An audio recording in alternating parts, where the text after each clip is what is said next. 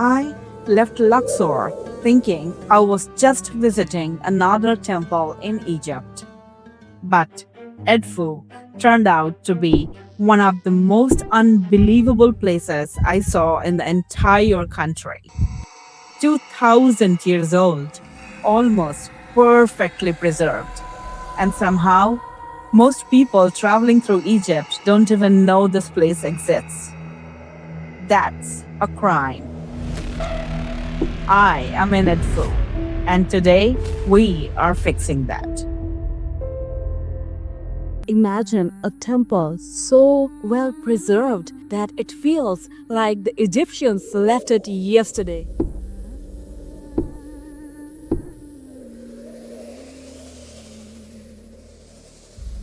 Today I am in the small town along the banks of River Nile in a West Bank called Edfu to explore one of the most powerful temples of entire Egypt.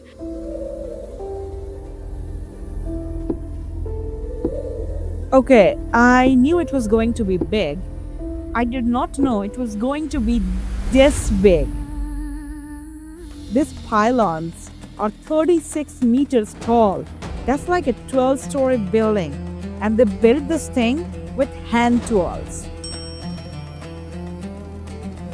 This compound is the Temple of Edfu, and this temple is dedicated to the god of the sky, which is often represented in the ancient mythology as a falcon. This is Horus, the falcon god. He's been standing here for 2000 years, just vibing. Honestly, mood. Edfu is about an hour south of Luxor by road. I grabbed the taxi earlier in the morning, negotiated 2 temple stops including Komombo and Edfu for 100 euros. Most people get here on the Nile cruise with the horse carriages which you see here from the Nile banks to the temple and only have like an hour. But I had the entire afternoon. No rush, no tour guide waving a flag at me. Just me and the temple. And honestly, the best decision I made this whole trip. Yeah, boy. These walls here, everywhere, are all 2000 years old. This temple was built during the Ptolemaic period, which is between 237 to 57 before Christ. That's after Alexander the Great conquered Egypt. But what's very, very interesting here is this is not a Roman Greco style. This is adaptation of pure Egyptian architecture. Like you feel like you're walking in an Egyptian temple. Wow, truly, truly mesmerizing how well preserved this temple really is.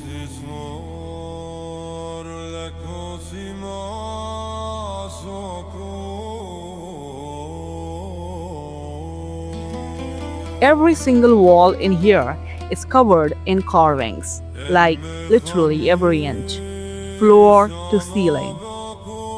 It's basically the world's oldest graphic novel if you think about it. And because it was buried in sand for centuries, the colors are still there. You can make out the original paint.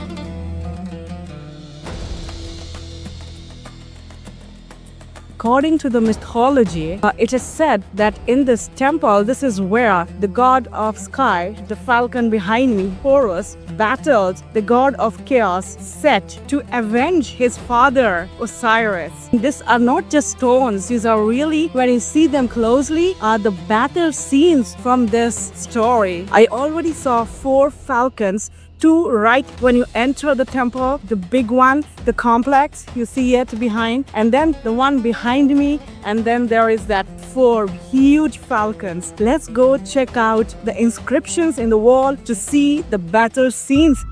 Here's the wild part. There's an entire story carved around these walls. It's the battle between Horus and Set, his uncle, who murdered his father Osiris. Horus spends his whole life hunting Set down for revenge. So if you think about it, ancient Egypt basically invented the revenge thriller. Let's go inside. This is the innermost room, the Holy of Holies. Only priests and the pharaoh could enter this. Everyone else waited outside. Standing in here is kind of surreal. It's dark, it's quiet, and you can feel how serious this place was. Okay, so I want you to imagine being an ancient Egyptian your whole life. You live near this temple, you visit it, you pray here, but you never, not once, get to see this room. This was off limits to literally everyone except the pharaoh and the high priest. And the reason a solid gold statue of Horus lived inside that granite box right there.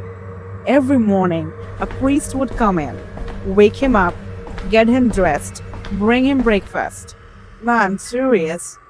And then lock the door again. It sounds wild, but to them, this wasn't ritual. This was just another Monday in ancient Egypt. Okay, honest verdict. Is Edfu worth the detour from Luxor? Yes. Absolutely yes. It's more complete than Karnak, less crowded than Luxor Temple, and because it's so well preserved, you actually understand what you're looking at. This might not be as famous as temple in Luxor, but you have to come to Edfu if you enjoy Egyptian history. What an absolutely beautiful temple. Wow. There's so much history engraved on the stones, like truly unbelievable. How huge is this?